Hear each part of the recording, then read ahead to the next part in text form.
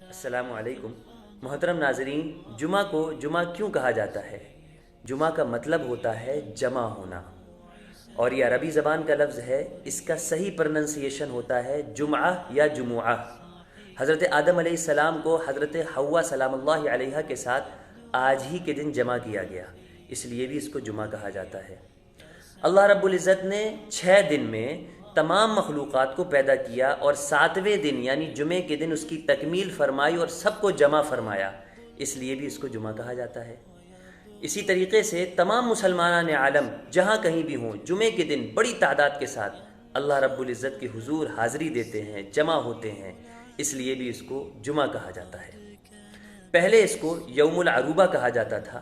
ہجرت مدینہ سے پہلے آپ علیہ الصلاۃ والسلام پر سورہ جمعہ نازل ہونے سے پہلے انصار صحابہ نے یہ دیکھا کہ یہودی ہفتے کے دن جمع ہو کر عبادت کرتے ہیں، عیسائی اتوار کے دن جمع ہو کر عبادت کرتے ہیں، تو ہمیں بھی چاہیے کہ ہم بھی ایک دن اللہ کے حضور جمع ہو کر عبادت کریں۔